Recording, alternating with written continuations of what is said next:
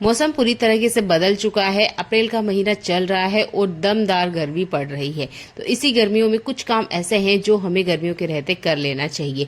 तो चलिए इसी पर लेकर आई हूँ आज का वीडियो को एंड तक देखिएगा। वीडियो अच्छा लगता है तो वीडियो को शेयर करना बिल्कुल ना भूलें। चैनल पर पहली बार आए तो चैनल को सब्सक्राइब कर लीजिएगा। पहला यूजफुल टिप बहुत ज्यादा काम के आने वाला है, हर किसी को इसकी जरूरत होती है। ये है हमारा तकिया। हम जैसे ही सोने जाते हैं या हमें थोड़ा सा आराम फरमाना होता है, हम तकिए का यूज करते हैं।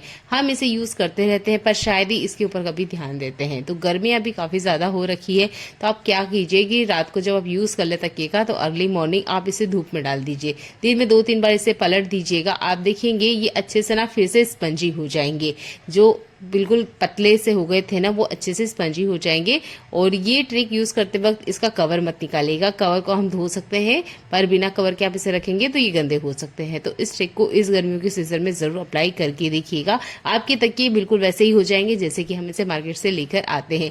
लॉन्ग टाइम हम इसे यूज करते हैं तो इसका जो स्पंज है वो काफी हद तक दब जाता है और ये फूला फूला भी नहीं रहता है। बैक्टीरिया फ्री भी आराम से हो जाएगा। देख लेते हैं अगले यूजफुल हैक। हर गृहिणी ना अपने किचन और घर में कुछ ऐसी चीजें बना के रखती हैं जिससे उनका घर काफी सुंदर लगे। तो मैंने भी कुछ टाइम पहले ये मैक्रम के काफी सारे तोरण बनाए थे। अच्छा, इसे धोने से पहले सबसे पहले आप क्या कीजिए कि नॉर्मल पानी में वॉश कर लीजिए। आपके पास कुछ और चीजें भी हो सकती है जिन्हें हम पानी से वॉश कर सकते हैं। तो गर्मियों के सीजन में ना इनकी अच्छे से क्लीनिंग आप कर सकते हैं। वैसे तो मैं हर महीने ही क्लीनिंग करती हूँ, पर गर्मियों के सीजन में भी अगर आप इसे क्लीन करते हैं तो कुछ सावधानी हमें जरूर रखनी चाहिए। इसके जो कलर होते हैं ये बहुत ज्यादा डार्क होते हैं। अगर आप इसे डार्क धूप में रखेंगे तो ये ना खराब हो जाते हैं। एक बार ये गलतियां मेरे साथ हो चुकी है, तो आप इस तरह की गलती बिल्कुल ना दोहराएं। पहले नॉर्मल पानी से आप इसे वॉश कर लीजिएगा। अब आप ये कमेंट मत कीजिएगा कि आपने इसे पानी से धोया है, ऐसा नहीं। आप चाहें तो बाद में इसे शैम्पू से भी अच्छे से क्लीन कर सकते हैं, पर नॉर्मल पानी से जब हम इसे धोते हैं तो काफी सारी धूल मिट्टी तो ऐसे ही निकल जाती है। शैम्पू से इसलिए इसे धोना है ताकि इसका जो शाइन है ना वो बरकरार रहे, क्योंकि ये जो मैक्रम का सामान होता है या इस तरीके से लाइलॉन के धागे से जो भी चीजें हम बनाते हैं ना, इसकी शाइन ना टाइम के साथ खत्म हो जाती है। पर शैम्पू में आप धोते हैं तो शाइन वापस से बढ़िया से आ जाती है। अब ध्यान देने वाली बात यह है कि इसे सुखाने के लिए आपने कभी भी धूप का यूज करना ही नहीं है। कोशिश कीजिएगा शाम के टाइम इसे धोएं, सुबह तक ये आराम से सूख जाते हैं। अभी मैंने इसे धोया है पर ये शाम का टाइम है, सुबह तक अच्छे से बढ़िया सूख जाएंगे। तो आपने इसे डायरेक्ट धूप में नहीं डालना है, नहीं तो इनका जो कलर है वो चला जाएगा और उसके बाद में ये इतने सुंदर नहीं लगते हैं। यहाँ पर एक मैं दिखा रही हूँ आपको, इसका कलर ना डाउन हो चुका है। ये जो पिंक कलर का है ना, देख सकते हैं इसका कलर डाउन हो चुका है। तो इस तरीके का आपके साथ ना हो, इसलिए कोशिश कीजिएगा शाम के टाइम ही आप इसे धोएं। अगला यूजफुल हैक मेरा डोरमेट से जुड़ा हुआ है या इस तरह की ग्रीन कारपेट से जुड़ा हुआ है। ये आज के टाइम पे आपको हर घर में मिल जाएगा। जैसे हम इसको यूज करते रहते हैं तो इसके अंदर ना काफी सारी गंदगी इकट्ठा हो जाती है। ज्यादातर जो रुए वगैरह होते हैं ना, उसे निकालने में दिक्कत होती है। झटकने में से इसकी रेत वगैरह तो निकल जाती है पर जो रुए होते हैं वो नहीं निकलते हैं। इसके लिए हम ब्रश का यूज तो कर नहीं सकते, तो आप ना एक पुराना कॉन्ग ले लीजिएगा और इस कॉन्ग को इसके ऊपर घुमाएंगे ना, तो आप देखेंगे इसके ऊपर जितने भी रुए लगे हुए हैं ना, वो बहुत आसानी से कॉन्ग की वजह से बाहर आ जाएंगे। मैंने थोड़े बड़े दांत वाला लिया है, आप छोटा वाला भी ले सकते हैं। बड़े वाले में भी बहुत आसानी से सारे का सारा जो कचरा है ना वो बाहर निकल के आ जाता है, क्योंकि बार बार आप इसे वॉश करेंगे तो इसके जो धागे हैं वो भी बार बार बाहर निकल के आएंगे। तो कोशिश कीजिएगा आप महीने में 2 ही बार इसे क्लीन करें पानी से, और बाकी जब आप इसको क्लीन करना हो तो कंघी का इस्तेमाल कीजिएगा। इसके ऊपर जितना भी डस्ट लगा हुआ है या जो भी रुए जैसा लगा हुआ है वो सारा का सारा ना बाहर आ जाएगा।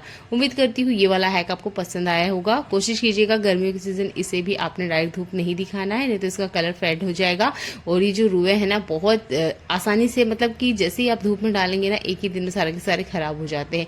तो आपने इसे धूप में नहीं, छाव में सुखाना है। 10-15 मिनट में ही इतनी गर्मी हो रखी कि आराम से ये सूख जाएगा। और देखिए कॉन्ग को किसी तरह का कोई नुकसान नहीं होता है। अच्छे से आपका जो ग्रीन कारपेट है अच्छे से बढ़िया से क्लीन हो जाता है। आपके घर में भी इस तरह का अगर खाट है तो इस गर्मियों के सीजन में आप इसे अच्छे से क्लीन कर लें। अभी बीच में ना 2 बार बारिश हो चुका है अप्रैल के महीने में, और ये बाहर ही रखा हुआ था जिसकी वजह से ये गंदा भी हो चुका था। तो मुझे इसे क्लीन करना ही था, इसमें से बैड स्मेल आ रही थी।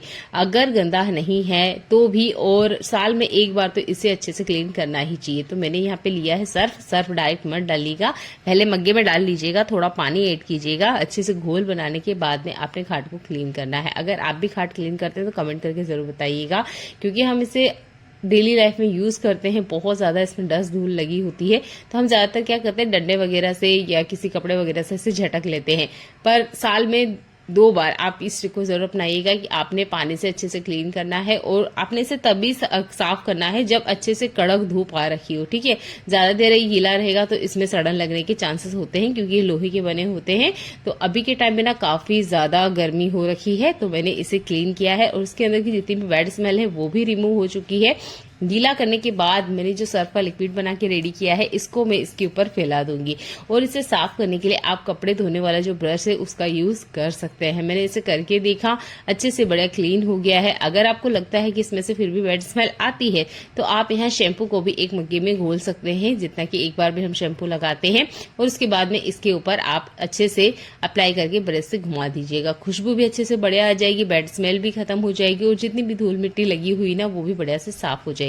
बस ध्यान आपने ये रखना है कि जब कड़क से धूप आ रखी हो ना तभी आपने इसे सफाई करनी है।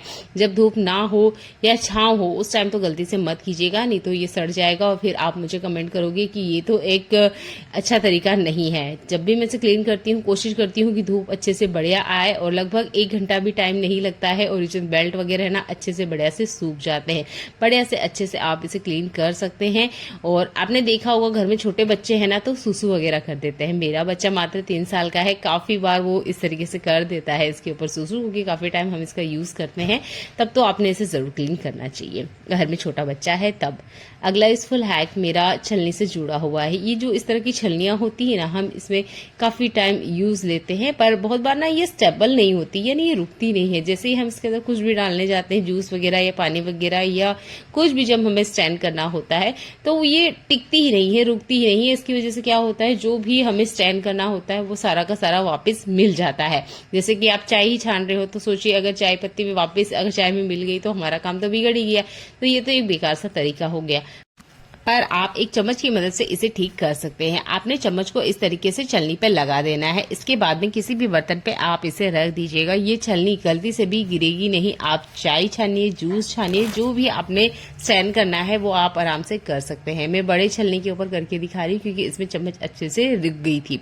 और इस तरह की छोटी छलनी का यूज करते हैं हम गिलास वगैरह के लिए, तब भी आप आराम से चम्मच का यूज करते हुए जो भी आप स्टैंड कर रहे हो आसानी से हो जाएगा। और ये जो छलनी है बिल्कुल भी अपनी जगह से नहीं खिसकने वाली है। बहुत बार ये प्रॉब्लम्स होती है, बिगनर्स को तो स्पेशल होती है, तब आप ये चम्मच वाली ट्रिक को यूज कीजिएगा। देख लेते हैं आज का अगला यूजफुल हैक। जैसे ही गर्मी आ रही है हमारे घर में फ्रूट्स बहुत ज्यादा आते हैं और गर्मियों में सबसे ज्यादा दिक्कत होती है, एक बारीक वाली मक्खी होती है, बहुत छोटी होती है, राई के दाने से थोड़ी सी बड़ी होती है। वो जैसे ही हमारे किचन में कुछ भी मीठा हो या इस तरीके से फ्रूट का छिलका हो या सब्जियों का ही छिलका क्यों ना हो, इसके आसपास ना भिन-भिनाने लग जाती है। वो मक्खी मच्छर इतनी बड़ी नहीं होती, दिखाई तक भी नहीं देती, बहुत छोटी साइज की होती है, पर वो इस तरीके से फ्रूट वगैरह के छिलके के या सब्जियों के छिलके के आसपास भागती है। तब ना आप एक काम कीजिए, गर्मियों के सीजन में तो आप कंटिन्यू हर डे इस ट्रिक को यूज कर सकते हैं कि एक धूप बत्ती आप जला लीजिएगा। आप गीली वाली यूज करते हो या सूखी वाली, कम से कम 10 मिनट के लिए आप इसे किचन में जरूर जला के रखें। ये जो बारीक वाली मक्खी होती है ना, जो स्पेशल हमारी आंखों में चुभती है या हमारी आंखों के आसपास भागती है, क्योंकि इसी तरीके से खाने पीने की चीजें ऐसे मिलती रहती है तो किचन से बाहर बिल्कुल नहीं जाती है। पर अगर आप 10 मिनट भी पूरे किचन में धूप बत्ती को जला के रखते हैं तो आप देखेंगे कि ये जो बारीक मक्खी है आराम से भाग जाती है। इस धूप बत्ती का यूज करते हुए मैंने एक प्रॉब्लम को फेस किया कि ये ना कहीं पे भी रुक नहीं रही थी, यानी कि आप फ्लोर पे या टाइल्स पे इस तरीके से लगाते हैं तो ये अपनी जगह पे रुकती नहीं है। तो इसको मैं एक जगह रोकने के लिए एक काम कर रही हूँ, आप भी इसे कर सकते हैं। तो ये गीली वाली धूप बत्ती है, मैंने इसमें अगरबत्ती का बचा हुआ लकड़ी का टुकड़ा इस तरीके से लगाया है। अगर आपके पास अगरबत्ती का बचा हुआ टुकड़ा नहीं है तो आप माचिस का यूज कर सकते हैं। इसके अंदर इस तरीके से आपने इंसर्ट कर देना है। इसके बाद में लेना है आपने अगरबत्ती का स्टैंड, या नॉर्मल कहीं होल वगैरह हो उसमें भी आप लगा सकते हैं। और इस तरीके से अगरबत्ती के स्टैंड में आप लगा देंगे तो ये देखिए आराम से इसके ऊपर लग जाएगी। और ये जो धूपबत्ती है ना, जिसको लगाने की हमें दिक्कत होती है, ये आराम से इसके ऊपर बैठेगी। अच्छा, इसे यूज करते वक्त क्या होता है कि इसमें से काफी सारी ना राख भी निकलती है, तो ये राख फैल जाती है, फिर हमारा क्लीनिंग का काम बढ़ जाता है। तो आप चाहते हैं पेपर भी रख सकते हैं या इस तरीके से किसी कटोरी वगैरह को नीचे बेस में लगा दीजिएगा। जितना भी इसका राख वगैरह होगा वो सारा का सारा इसी के अंदर आएगा। तो देखिए यहाँ हमने धूप बत्ती तो जलाई है पर हमारा किसी तरह का कोई काम नहीं बढ़ा है। छोटे छोटे टिप्स है पर इसे अप्लाई करते हुए आपको धूप बत्ती को यूज करने में किसी तरह की कोई दिक्कत नहीं होगी। गर्मियों के सीजन में हम व्हाइट कपड़े जरूर पहनते हैं, ये देखने में लाइट लगते हैं, और कॉटन के हो तो बहुत अच्छी बात है। तो देखिए इन सफ़ेद कपड़ों को हम पहनते तो ज़रूर है, पर बहुत बार ऐसा होता है कि हमने इसे पहना, गंदे नहीं हुए और हम सोचते हैं अगले टाइम भी हम इसे यूज़ कर लें, पर यूज़ कर नहीं पाते क्योंकि पसीने की वजह से इसमें बहुत ज़्यादा बैड स्मेल आती है या हमें पसीना आता है। तो उससे पहले भी आप इस ट्रिक को यूज कर सकते हैं। आपने लेना है कोई भी खुशबूदार टेल्कम पाउडर। कपड़े को पहनने से पहले आप क्या कीजिए, इस पर टेल्कम पाउडर अच्छे से लगा लीजिएगा। ये ट्रिक आपने सिर्फ व्हाइट कपड़ों के ऊपर ही यूज करना है, ठीक है। कलरफुल कपड़ों पे मत कीजिएगा, नहीं तो पाउडर के दाग आ जाएंगे। तो इस तरीके से आप जो व्हाइट कपड़े हैं उसके ऊपर लगा लीजिए। इस पे आप पहनेंगे तो आप देखेंगे जो कपड़ों में पसीने की वजह से बैड स्मेल आती है ना, वो बिल्कुल नहीं आएंगे और अगली बार भी आप इस तरह के कपड़ों को पहन सकते हैं। बच्चों की जो व्हाइट ड्रेस है उसके लिए भी आप इस टिप को यूज कर सकते हैं। तो यहाँ पर ये मेरे हस्बैंड का शर्ट है जिन्हें वो 2 दिन चला लेते हैं इसी ट्रिक से। तो जब अगर आप कपड़े पे ना कर पाए तो जब आप इसे वेयर कर रहे हैं आप अपनी बॉडी पे भी टेल्कम पाउडर को लगा सकते हैं और इस तरीके से इन शर्ट को आराम से 2 दिन आप चला सकते हो। आप इस ट्रिक को ब्लाउज के लिए भी यूज कर सकते हैं। ब्लाउज वगैरह जब हम पहनते हैं ना तो आपने देखा होगा काफी बार ना पसीने के निशान रह जाते हैं बाजू के साइड में, तो आप ना ये निशान बने ही नहीं, इसके लिए ना आप टेल्कम पाउडर का यूज कर सकते हैं। तो ये भी आप ब्लाउज पहनने से पहले आप जरूर यूज करके देखिएगा और कोशिश कीजिएगा आप लाइट कलर की ब्लाउज पे ही इस ट्रिक को यूज करें। ब्लैक या जो डार्क कलर है उस पर मत अप्लाई कीजिएगा, नहीं तो ब्लाउज पे निशान आ जाएंगे। तो उम्मीद करती हूँ ये छोटे छोटे हैक आपको पसंद आए होंगे। अगला यूजफुल हैक मेरा ब्लाउज से जुड़ा हुआ है। इस तरह के ब्लाउज ना हम डेली लाइफ में यूज नहीं करते हैं, जब हमें कहीं बाहर जाना होता है या पार्टी वगैरह में जाना होता है तभी हम यूज करते हैं इस तरह के हैवी ब्लाउज को। तो बहुत बार ऐसा होता है, कभी कभी तो 6-6 महीने तक ये यूज में ही नहीं आते हैं, तो हम इसी तरीके से रख देते हैं। आप देखते हैं फिर जब हमें इसे यूज करना होता है तो इसके हुक सड़ चुके होते हैं या किसी वजह से दाग धब्बे इसके ऊपर आ जाते हैं। तो इससे पहले मैंने टिश्यू पेपर का भी ट्रिक आपको बताया था और न्यूज पेपर का भी बताया, पर दोनों ही ट्रिक में मैंने देखा है कि 3 से 4 महीने बाद ही जंग आना स्टार्ट हो जाता है। तो आप कोशिश कीजिएगा टिश्यू पेपर और न्यूज पेपर की बजाय आप प्लास्टिक का यूज कीजिए। आज के टाइम पे ना हर चीज आपको प्लास्टिक के अंदर मिलेगी। आप कुछ भी खरीदने जाइए आपको उस पर प्लास्टिक का कवर जरूर मिलेगा और सालों तक चीजें टिकी रहती है, बिल्कुल खराब नहीं होती है। सिमिलर इसी ट्रिक को आप यूज कर सकते हैं ब्लाउज के हुक के लिए भी।